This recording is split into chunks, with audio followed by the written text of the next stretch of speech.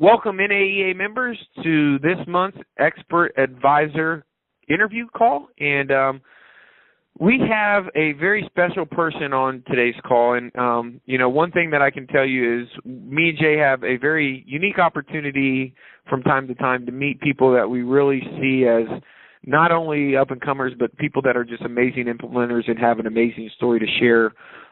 This particular gentleman is a member of the Mastermind group, and we meet a handful of times every year and really unpack our business. And I had the privilege of recently spending some time with him and his wife out in Acapulco.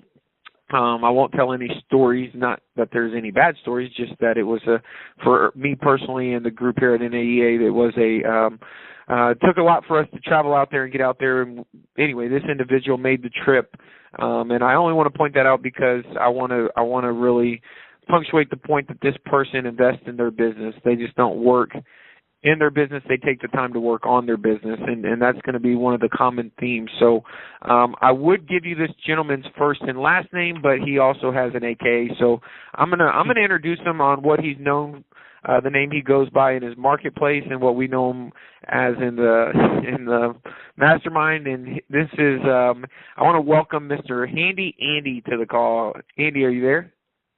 I am. Yeah, can you hear me all right? Yeah, we can hear you great. Great. First and foremost, I want to say thank you.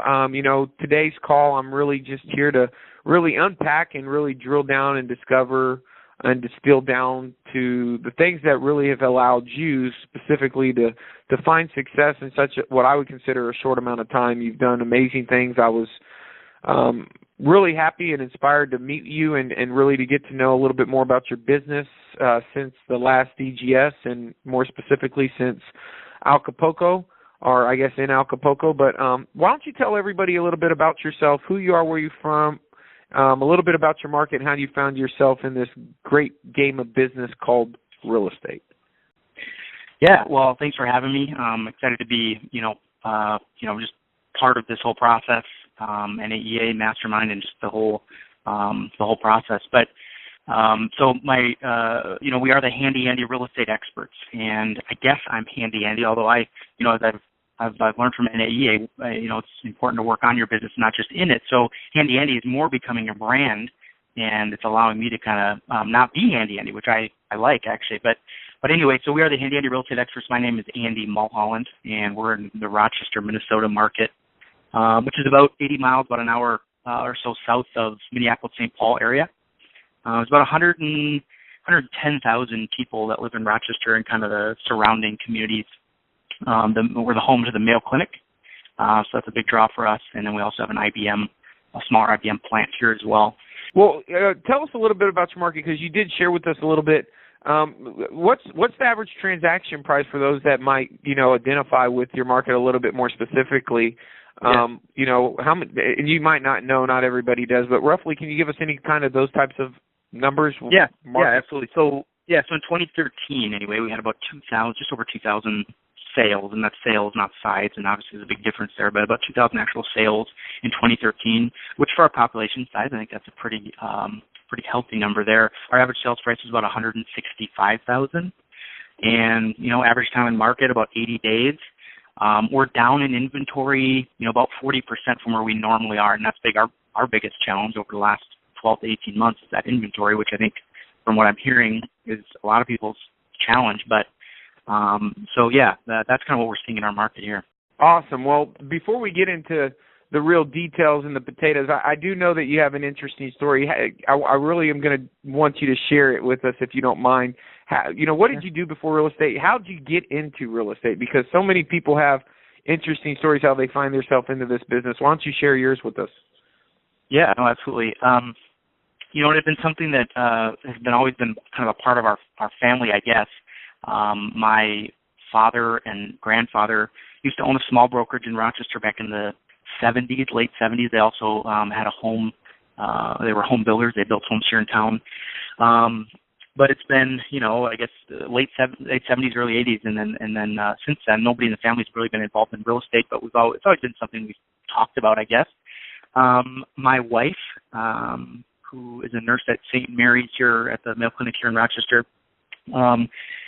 she, I guess I was actually working with my father, who owned another small company here in town, and we came across Dave Ramsey and the Financial Peace University and kind of his whole, being debt-free approach to finances, and heard him on the radio, I think is where it was. And, it made me, I guess we realized that there's a different way to approach finances than what we were. We had some student debt, we had car loans, we're just kind of living life the way most people do. And, Dave kind of woke us up to a different way of looking at that. So we quickly realized that, we had to do something different. So what I did was I got a job as a limousine driver, and I drove limousine for quite some time, paying off that debt. And my wife had a decent job at Mail, but every dime that I made just went to pay off that debt. And for years, I kept saying, I want to get into real estate. I want to get into real estate. And it just wasn't something that we were financially able to commit to at that point. I remember people telling me, Andy, it's going to be 6 months, 12 months before you sell a home, and that was just a tough thing to just jump into. So that was, it was something that, prevented me from getting in the business. And then I kind of forgot about it and decided, this getting out of debt was what we were going to do. We went through the Financial Peace University, paid off just a ton amount of money in a short amount of time, selling cars, living on rice and beans, which is what Dave always preaches, and driving limousine. And I literally drove every day, back and forth. A lot of Mayo doctors will go up to the Twin Cities airport and fly in and out on trips, and so we'll take them. And we also worked with a company called LifeSource that, we would actually, in the middle of the night, I'd get a call saying, all right, you got to go. And I'd have to be at the limousine shop in about a half an hour. And I drive surgeons up to hospitals up in the Twin Cities metro area and wait there, basically sleep in the limo for 8 hours while they harvested organs and then drive them back with a cooler full of organs. So it's pretty crazy, but it actually paid well because you were getting paid a little more for being available that quickly. So, and usually you slept while you're in the limo. So it was good paid, but it was tough getting calls at midnight that you had to be there at 12:30, and your wife was wondering where the heck you were going and what why you have to leave and all these things. But we were a team and we did it. And what it allowed us to do, I guess, really the point of that is what it allowed us to do was be in a position where we felt we could go ahead and make that jump into real estate. And sure enough, within 3 months, I already had a closing. And so this whole time, maybe it wasn't that big a deal, but it allowed me to, I guess, approach the business in a way that I think, unfortunately, not a lot of agents are able to do. And that is, if we had saved 6 months worth of reserves personally, and so if I didn't sell a house in 6 months, it was okay. And I think my clients felt that. I wasn't pressured to sell a home in the beginning, and they felt that. And sure enough, it happened fairly quickly. So, it was a tough few years of doing that. But looking back on it, I know that there's just so many things I've learned in that process, financially and about myself and about what's important in life and all these things that have allowed me to kind of just maybe approach this business, maybe in a little different way. So.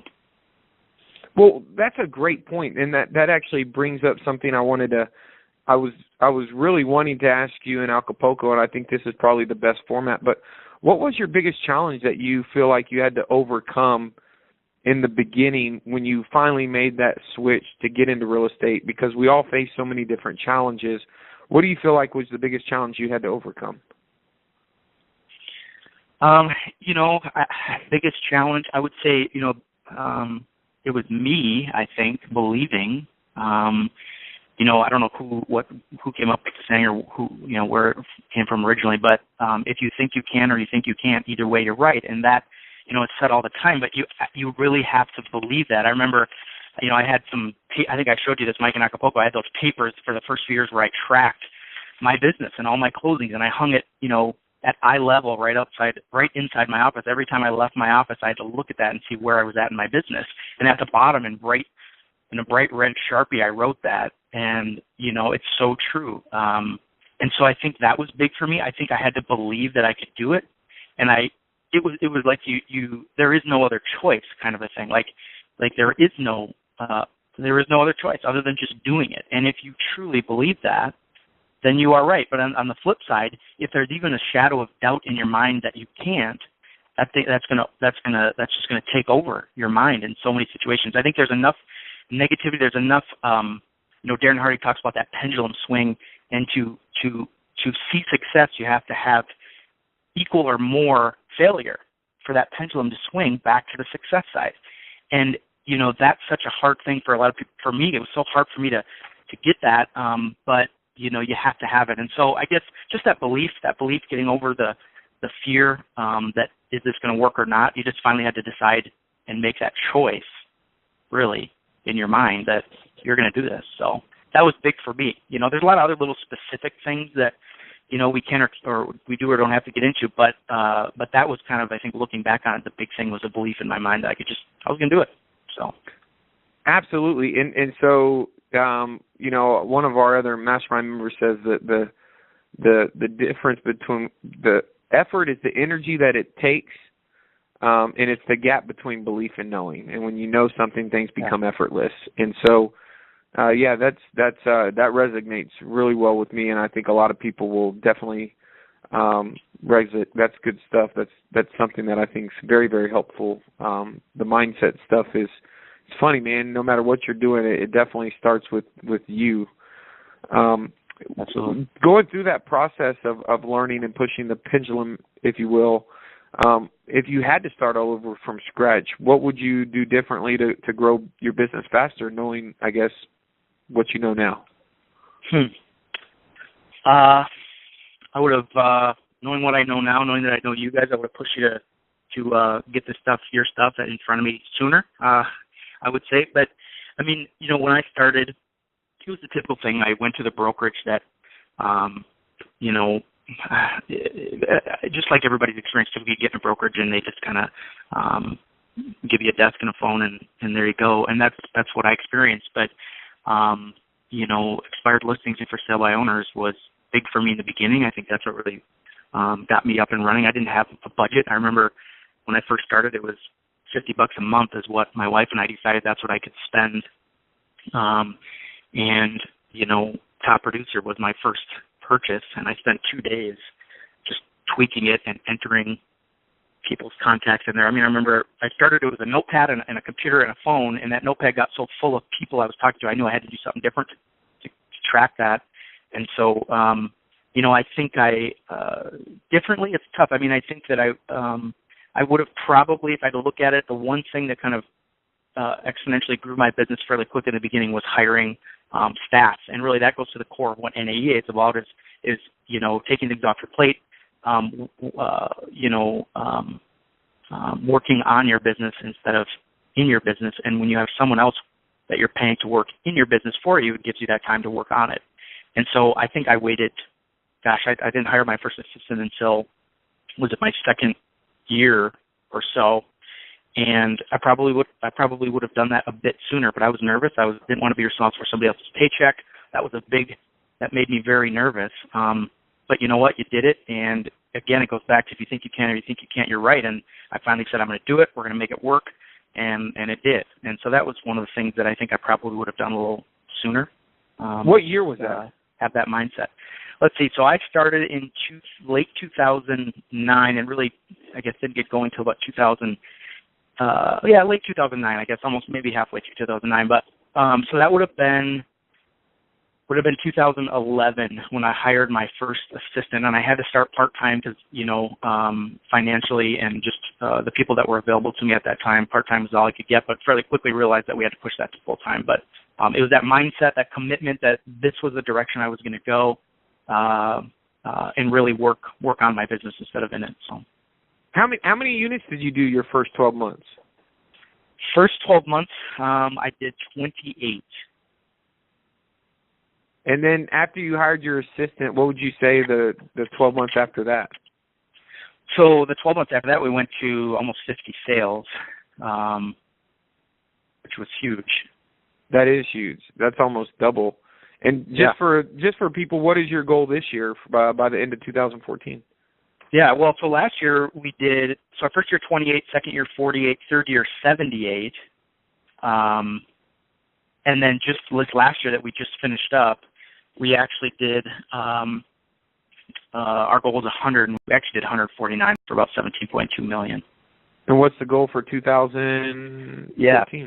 For 2014, our goal is 150 units and about 26.7 million in volume, which would bring us just over 800,000 in commission, and then transaction fees on top of that. Now that's funny that you say that, because you didn't say 25 million, you said 26.7. I actually had a question for you about goals and stuff like that, but you said several things, and I feel comfortable.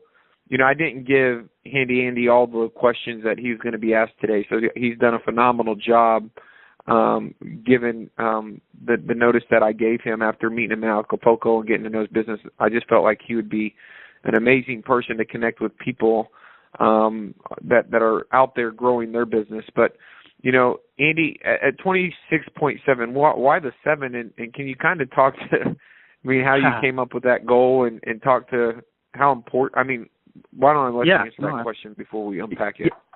Absolutely. So, for me, in my mind, the goal is 800, but just to play a trick on my mind, which I find that sometimes I have to do, it's almost like I'm my own, we are our own boss, really, in a sense. Sometimes my calendar is my boss, sometimes my assistant is my boss, but I want my goals to be my boss. And so $801,000 is really what that number is. And it's just to break 800,000. It's like, in your mind, you can say, I broke $800,000. If I just did 800, it would be I did 800. But 801, I broke that. And so, it's a lofty goal. But every year when we have these written goals, we hit them. And I think with the help of NAEA and all the things that it's ridiculous, all the ways. I guess if people think we have done things right, holy cow, all the things we've done wrong. I'm excited about all the things we're starting to do right now, that we're getting some clarity and some direction from people like you guys that have just done this before, and you're still doing it. So that's why, we pushed ourselves to that amount. But 26.7 million in sales volume, we broke it down.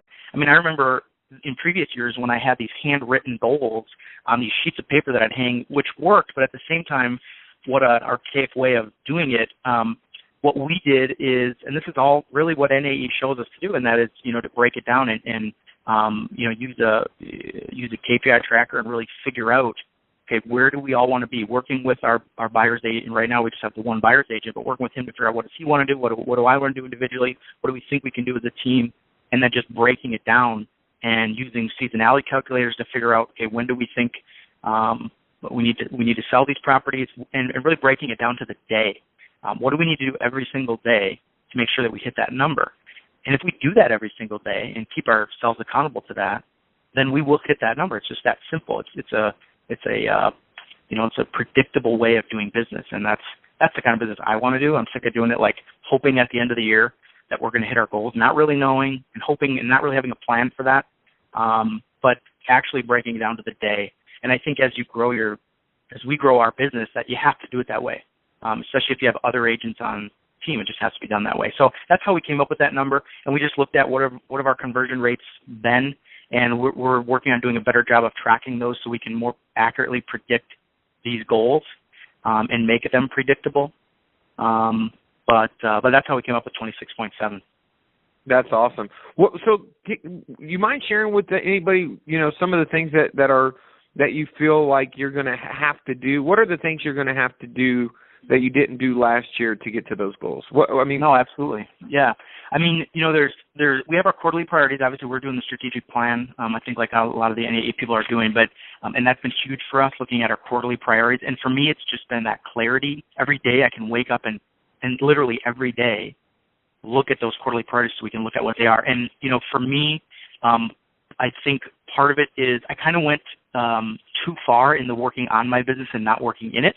And so I think that was definitely a mistake that I made. I need to get back to working in it some as well. I think as long as I'm using my calendar to strategically have time scheduled to work on my business and in my business, then everything we need to get done will get done. But, getting back to for sale by owner to expire, that was one of the things that, got me, rolling fast off when I first got in the business was working through those for sale winners and expires. And maybe this time we're going to do it in a little bit different approach than I did before.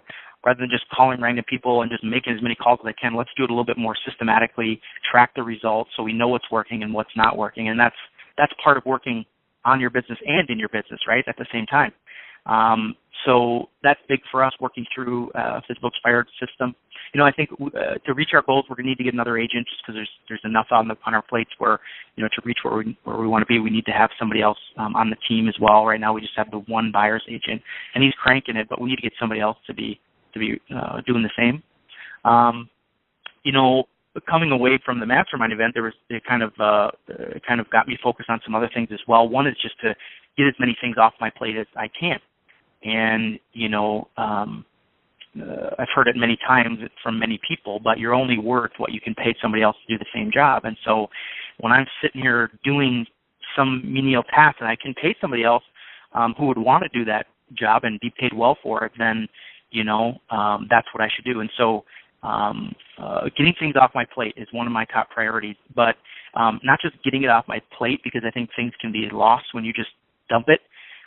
You have to make sure that other person owns it, and really emphasizing the word owned, meaning at the end of the day, they are the ones that are responsible if it gets done or not, who's really in the driver's seat for that specific task or function of the business, and they have to own it. It can't come back to you every time, otherwise it's really not off your plate.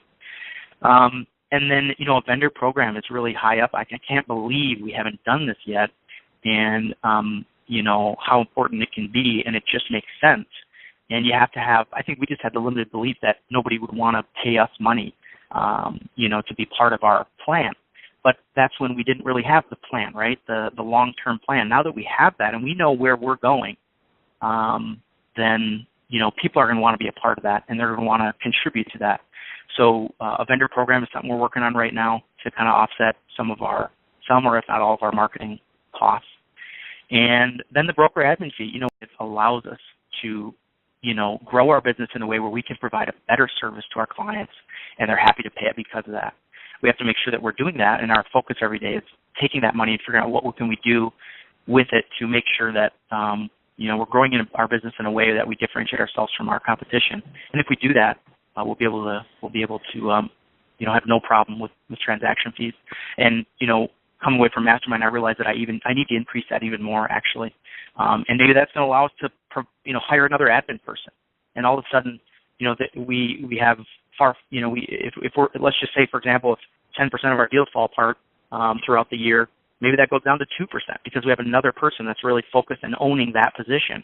And that's a benefit to our clients. And guess what? $5.95 a transaction is cheap to ensure that there is somebody in place to handle that closing process. But again, I have to sell myself on it first, and I've done that. Now I just need to make sure we implement it, and that's one of the other priorities that we have coming out of the last Mastermind event. So that's amazing, dude. You're just doing an awesome job. It's so refreshing to hear somebody who gets it. I really want to take some time because so many people, either you get the planning or you not get the planning side of things. I don't know about you, but I've been in strategy the last 2 days, and how important do you feel? Well, let me ask this differently. If someone asked you, why should I take the time to stop selling my, real estate and doing the things and lock myself in the room and fill out this strategic plan, and then to stop and do it on a quarterly basis, what do you say is the benefit for you? Why would you do it? Clarity, I would say, vision and clarity. And but why is that important? Because any bus will get you there if you don't know where you're going, right? So if you don't know what is that 10-year plan, how are you going to know what bus to get on to get there? And once it's like Darren Hardy, compound effect. Once you know what your plan is, you know what bus to get on. And once you know what bus to get on, you know that you need to get the right people on the bus and to ride that bus with you. And once you get the right people on the bus, it's about making sure they're in the right seats. And then once they're in the right seats, it's just about optimizing those positions that they're in, and now all of a sudden you have a business. So if you don't want to have a business that you could potentially step away from, or that's what we kind of call our well-oiled machine that just produces predictable results, then you maybe don't need to have a plan. But in 10 years from now, you're going to be where you're at today. And I was just on a call with you guys previously, and I think you said it, Mike. It's if you don't change your strategy, you're never going to change your results. And so that strategic plan and that vision and that clarity is what you're realigning your focus. And to me, that's huge. Yeah. Well, I mean, how else? So and that's funny that you say that. Were you just on the Leads Today call? Yeah. Man, you don't let anything get by you. Oh gosh, no! If there's an opportunity to be on a call, I'm on it. I mean, you guys. Yeah. I mean, it's funny that I think one of the guys on the call said there was like 40 some people on that call, and guess what? Those 40 people, I guarantee you, are the people that are committed to working on their business and growing it as a business. Somebody else, and maybe that's a mastermind event, somebody else said this, is, are you creating a job for yourself, or are you creating a business? And that's the difference between people that are doing strategic planning and really looking at it from a business and those that aren't. And, it's funny, when I came to the brokerage that I'm at, I came here because there was 2 agents that were top in our market, and I had to figure out what the heck they were doing. It took me literally 2 months to figure out that the way they were doing business, no matter how successful they were, is not sustainable. It's not a business. It doesn't last. I absolutely knew that was not the way I wanted to do business. I didn't quite know how yet, but I knew that wasn't the way. They were working 24 hours a day, 7 days a week. They were killing themselves. Who wants to do that? And I don't think anybody does, but I have a feeling they're doing it because they're not sure how else to do it. And so the strategic planning is that. So, man, that's awesome, man. I couldn't. That's perfect. I mean, that's as real as it gets, and I think that sometimes we need to hear that confirmation. I know sometimes we read books. I'm reading a great book, and it's referencing other books I've read, and even though I know some of the information because I've read it before, hearing it at the right time is almost like I never read it before. You know what I mean? Absolutely. They say that when the student's ready, the teacher will appear. So, I do think that there's different people that will listen to this interview and will connect, but with this interview differently. What I feel like is if someone was selling 200 or 300 or 400 homes, and I said, 5 years from now, which 2 of these people are going to sell more homes? The guy selling 300 to 400 homes is less likely to be selling more homes than you, because ultimately it's probably he built it on the wrong model. So the minute he tries to stop, he's going to have to go backwards to go forward, and be humble enough to do that and be in a situation like Dan Ramsey where he can afford to do that in the first place, right? So he's in that rat race because he's got to sell to pay for all the stuff that he's acquired over time, and he can't afford to give away any of the business to turn around and find a better way of doing the business. No, absolutely. And I mean, it's funny you say that, because I literally was thinking about that in the car on the way to the office this morning. You have these thoughts that'll pop in your mind or whatever, and one thought was, what would my business look like if I was the one doing all the transactions, and that I was the one working, and showing every home and writing every contract and being at every inspection and being at every closing? What if I was that person and I wasn't paying out any splits, and I didn't have an admin person, and I just did everything myself? Well, what my mindset was, well, guess what? Your expenses every month would be less. Your time would be spent just making money, and that would be great, right? But then all of a sudden it was, the other side of it was a stronger voice and the voice of reason. And it's like, you know what? No, because, you're going to be in the exact same position you were when, you first got in the business, where you were working. I was probably working twice as many hours as I am now and selling, a quarter of the homes. And that's just it's no wonder that the average agent sells in our area 6 homes a year. It's because they can't, it's not that they're bad people. It's not that they don't work hard. They cannot do it on their own. And so that is creating a job for themselves and not a business. And so, it's so clear, but again, without that plan and that goal, that 10-year, 3-year annual goal, and down to the quarterly priorities, you're just not going to get there. So, man, that's great stuff, man. Well, I know that you have a very busy schedule, and I do want to say thank you so much for taking time to jump on our call today and share with everybody. Is there any final things that that you might want to say to somebody who's out there listening that's maybe, I don't know, out there wants to take their business to the next level, but is really trying to, decide what they need to do this year? What would be your recommendation, I guess, to somebody who's kind of plateaued, if you will? What would you tell them to do to take their business and really have their best year ever? Well, there's a lot of specific things that we could get into again, but, overall, I think that, I think just really looking at where's your business and where you want it to go.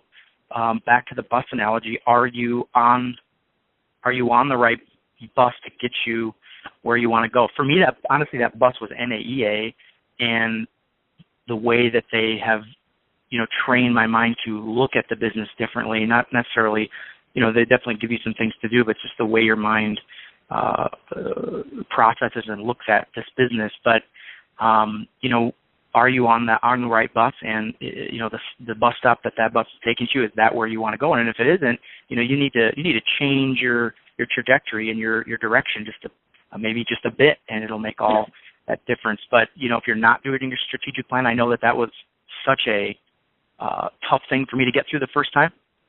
And it took a few times, honestly, to really kind of get it. And we're tweaking it all, quarterly and kind of looking at it, make sure we're right there. But it's such a great filter to every decision you make in your business. You just literally run it through that filter, that strategic plan.